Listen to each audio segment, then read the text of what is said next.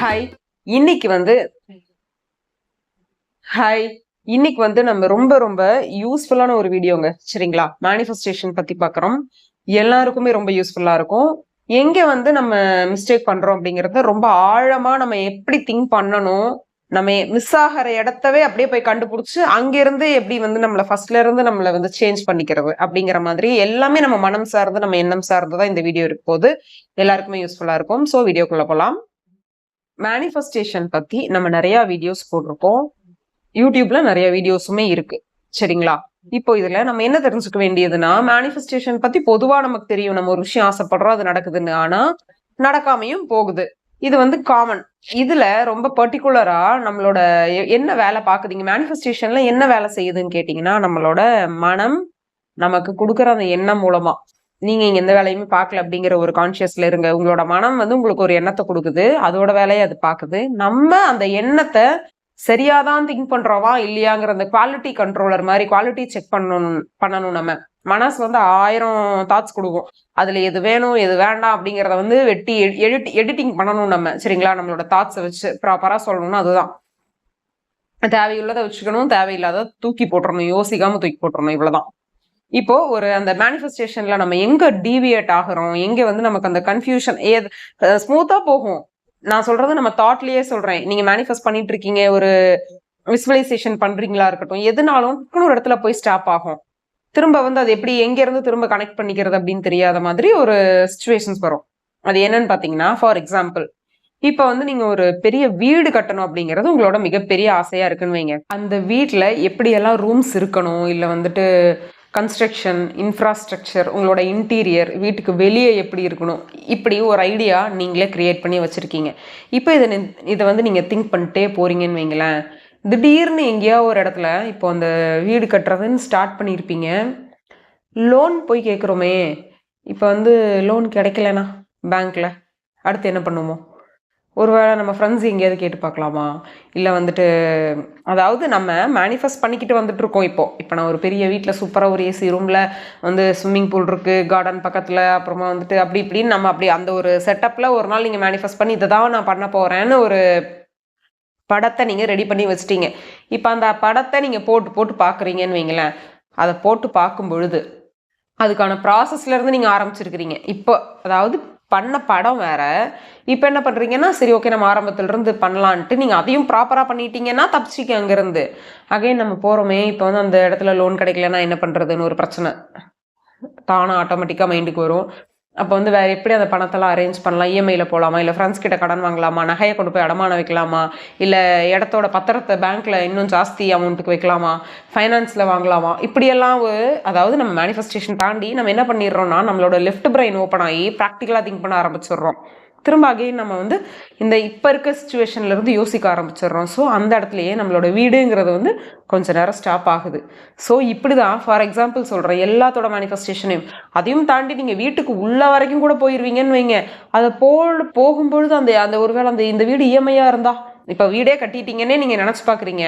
ஆனாலும் தாட்டு, இந்த வீடு ஒருவேளை இஎம்ஐக்கு நம்ம வாங்கியிருந்தா அந்த மாசத்தோட இஎம்ஐ எப்படி கட்டுவோம் அப்படின்னு தேவையில்லாம வரும். சரிங்களா? இப்போ இதெல்லாம் கண்டிப்பா வந்துதான் ஆகணுமான்னு கேட்டா வந்துதான் ஆகணுங்கிற அவசியம் கிடையாது. ஆனா நம்மளோட எண்ணம் இப்படிதான் வரும்.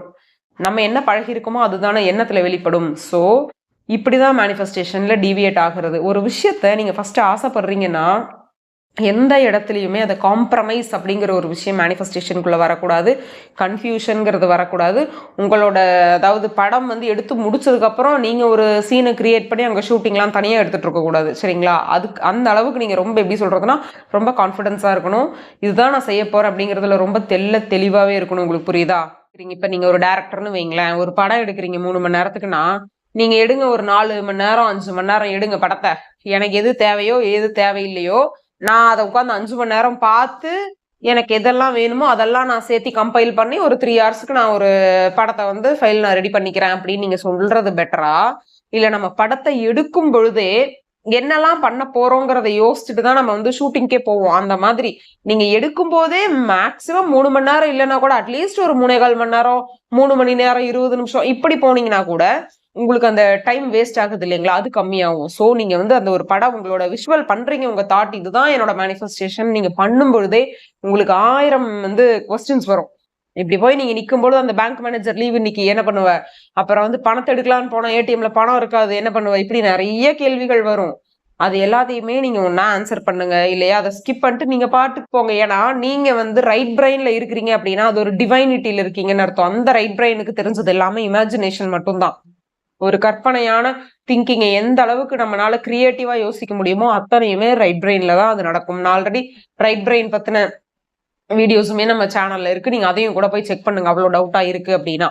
சரிங்களா? சோ இப்போ இன்னும் ஈஸியா சொல்லணும்னா, இப்ப நீங்க ஒரு பொண்ணை லவ் பண்றீங்க, ஒரு பையனை லவ் பண்றீங்கன்னா, அந்த பையன் கூட எனக்கு கல்யாணம் ஆயிருச்சு. நான் அந்த பையன் கூட வந்து கல்யாணம் பண்ணி குழந்தை பெத்து நாங்க சந்தோஷமா இருக்கோங்கிற வரைக்கும் எந்த ஒரு கன்ஃபியூஷனுமே இல்லாம நீங்க வந்து இடையில அந்த அந்த இப்படி இசிஜி இப்படி இப்படி போயிட்டுலாம் வராம அப்படியே கிளீனா இருக்கணும். ஒரே கோடு இங்க ஆரம்பிச்சீங்கன்னா நீங்க இங்கதான் முடிக்கணும். அந்த அளவுக்கு நீங்க தெளிவா இருக்கணும். திடீர்னு கல்யாணம் பண்றேன் அப்படின்னு ஒரு நாள் நினைச்சிட்டு அதே அன்னைக்கு மத்தியானம் நீங்க அதை பண்ணும் பொழுது அவங்க அப்பா ஒத்துக்கலனா இல்ல வந்து எங்க வீட்டுல ஏதாவது பிரச்சனை பண்ணிட்டாங்கன்னா அப்படின்னு நீங்க யோசிச்சு உங்களோட மேனிஃபெஸ்டேஷனை வேற யாரும் கெடுக்கல, நீங்களே தான் கெடுத்துக்கிறீங்க. சோ இப்படிதான் நம்மளோட இது இப்ப நான் சொன்னது எல்லாமே ஒரு எக்ஸாம்பிள் தான். உங்களோட மேனிஃபெஸ்டேஷனுக்கு நீங்களே யோசிச்சு பாருங்களேன். எது நமக்கு வேணும், எது நமக்கு வேண்டாம். இது வந்து தப்பா அப்படின்னு கேட்டா தப்பு கிடையாது. இதுக்கு நீங்க யாரும் பயப்படவும் தேவையில்லை. என்னடா ஒரு மேனிஃபெஸ்ட் பண்றதுக்கு ஒரு அந்த ஒரு விஷயத்த கூட நம்மளால முழுமையா மேனிஃபெஸ்டேஷன் பண்ண வர முடியலையே நமக்கு அப்படின்னு நீங்க அதுக்கும் ஃபீல் பண்ண வேண்டாம். மேனிஃபெஸ்டேஷன் பண்ணணும் அப்படின்னா அதுக்கு முன்னாடி நீங்க என்னெல்லாம் பண்ணணுங்கிறதும் நம்ம சேனல்ல வீடியோ இருக்கு. சோ இது எல்லாமே பார்த்துட்டு மேனிஃபெஸ்டேஷன் எப்படி பண்ணணுங்கிற வீடியோ பாருங்க. ரைட் பிரெயின் எப்படி ஒர்க் பண்ண வைக்கணும் அப்படிங்கிற வீடியோ பாருங்க. லெஃப்ட் பிரெயினோட வேலை என்னங்கிறதும் வீடியோ இருக்கு, அதையும் பாருங்க.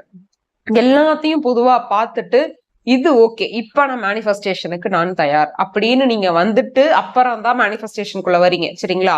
இப்போ அந்த மேனிஃபெஸ்டேஷனுக்குள்ள வந்த பிறகு நம்ம எப்படி டைவர்ட் ஆகுறோம், நமக்கு எங்கெல்லாம் வந்து தேவையில்லாத அன்வான்ட் தாட்ஸ் அன்கான்சியஸா எப்படி வருதுங்கிறது தான் இந்த வீடியோ. சோ உங்களோட எப்பவுமே ஒன்னேதான் இருக்கணும். நீங்க நேரா போறீங்க, இப்போ ஒரு நான் ரூமை திறந்து போய் தண்ணி குடிச்சு அதை மூடி வச்சுட்டு வருவேன் அப்படின்னா இதைதான் நீங்க 100 தடவை நினைச்சாலும் இதே சீன் தான் ஓடணும். கதவை திறக்கிறீங்க, உள்ள போறீங்க, தண்ணி குடிக்கிறீங்க, மூடி அதே இடத்துல வைக்கிறீங்க, வரீங்க, அப்படியே லூப்ல. அந்த அந்த திங்கிங்ல வேற எங்க இடையில எதுவுமே வரக்கூடாது. ரூமை திறந்துட்டோம், நான் திரும்ப நின்று அந்த ரூமை தாழ்பால் போட்டுட்டு நான் வந்து தண்ணி குடிக்கிட்டா அப்படிங்கறது அந்த இதெல்லாம் தான் நம்மளோட லெஃப்ட் பிரெயின் நமக்கு வந்து கொடுக்கும். ஏன்னா நம்மள வந்து அந்த ரைட் பிரெயின் கூட அப்படியே அமைதியே விட்டுறாது. நீ பாட்டுக்கு உட்காந்து உனக்கு பிடிச்சதை நீ நினைச்சு பாருப்பா, நீ சந்தோஷமா என்னெல்லாம் தேவையோ அதெல்லாம் மேனிஃபெஸ்ட் பண்ணி நீ ரொம்ப சந்தோஷமா ரொம்ப அழகா அமைதியா வாழு அப்படின்னு சொல்ற அளவுக்கு நம்மளோட லெஃப்ட் பிரெயினுக்குலாம் கிடையாது. ஏன்னா அது அதோட ஒர்க்கே அதுதான். அது தாட்ஸ் கண்டினியூவா கொடுத்துட்டே இருக்கும். எங்க நம்ம ரைட் பிரெயின்ல ஓபன் பண்ணி வச்சிருக்கும் போது இவன் இங்க நம்ம பக்கம் வரவே இல்லை அப்படின்ட்டு இது இதோட வேலையை பார்க்கும். இருந்தாலும் நமக்கு தேவை என்ன? மேனிஃபெஸ்டேஷன். எப்பவுமே இப்படி ஒரு அன்வான்ட் தாட்டை நீங்க கண்டுபிடிச்சிட்டீங்கன்னா ஒண்ணுமே பிரச்சனை இல்லை. ஃபர்ஸ்ட்ல இருந்து எல்லாத்தையும் ரப்பர் வச்சு அழிச்சிட்டு திரும்ப நீங்க முதல்ல இருந்து வரணும். சரிங்களா? இதுதான் நான் பண்ண போறேன், இதுதான் எங்க மேனிஃபெஸ்டேஷன். இடையில எந்த தாட் வந்தாலும் என்னோட மேனிஃபெஸ்டேஷன் தான் பாதிக்கும். நான் இவ்வளவு நாள் நான் பண்ணிட்டு இருக்க அந்த கோல் எனக்கு கிடைக்கிறதுக்கு இன்னும் டிலே ஆகும். சோ அதை நான் அலோவ் பண்ணக்கூடாது. என்னோட கோலை நோக்கி நான் போகும்போது இது மட்டும் தான் எனக்கு தேவை. சுத்தி இதுல இருக்கிற பிராக்டிக்கல் பிரச்சனைகள் உங்களுக்கு தேவையே கிடையாது. சரிங்களா? இப்ப நீங்க ஒரு வீடே வாங்குங்க, ஃபுல் பேமெண்ட் கட்டி நீங்க வீடு வாங்கணும்னு நினைச்சாலும் சரி, இஎம்ஐ கட்டி வீடு வாங்கணும், அது வந்து அப் டு யூ தான். இப்ப வந்து நான் சரி ஃபுல் பேமெண்ட் கட்டியே நான் வீடு வாங்குறேன்னு நினைச்சா கூட அது பணத்தெல்லாம் என்ன பண்றது, எப்படி நம்ம கட்ட முடியும் இப்ப சிச்சுவேஷனுக்கு அப்படின்லாம் நீங்க யோசிக்கவே வேண்டாம். அது வந்து யூனிவர்ஸோட வேலை. நீங்க மேனிஃபெஸ்ட் பண்ணி அதுக்கான ஒர்க்கை ஸ்டார்ட் பண்ணணும், ஒர்க்கும் பண்ணணும், மேனிஃபெஸ்டும் இருக்கணும். இது ரெண்டுமே அப்படியே பேலன்ஸ்டா போகும் பொழுதுதான் உங்களுக்கு வந்து அந்த எப்படி சொல்றதுன்னா அது பக்கத்துலயே நம்ம போக முடியும். நமக்கே தெரியும், ஓகே நம்ம அச்சீவ் பண்ணிட்டோம், கிட்ட வந்துட்டோம், இது நடக்க போகுது அப்படிங்கறதெல்லாம். எதுவுமே ரொம்ப சாதாரணமா கிடைக்காது. சாதாரணமா கிடைக்கிற விஷயத்த நம்ம மதிக்கவும் மாட்டோம். அதுக்காக எல்லாமே கஷ்டப்பட்டுதான் கிடைக்கணும்னு அவசியம் இல்லை. புரியுதுங்களா? சோ மேனிஃபெஸ்டேஷன்ங்கிறது ரொம்ப அவசியமான ஒண்ணு. அந்த மேனிஃபெஸ்டேஷனுக்குள்ள வர தாட்ஸ் அதை விட ரொம்ப இம்பார்ட்டன்ட். ஏன்னா நீங்க இவ்வளவையும் கத்துக்கிட்டு இவ்வளவு விஷயமும் தெரிஞ்சுக்கிட்டு மேனிஃபெஸ்டேஷனுக்குள்ள வரீங்க. அங்க வந்துட்டு உங்களுக்கு எந்த குழப்பமும் இருக்கக்கூடாதுங்கிறதுக்கு தான் இந்த வீடியோ. கண்டிப்பா புரிஞ்சிருக்கும்னு நம்புறேன். தேங்க்யூ.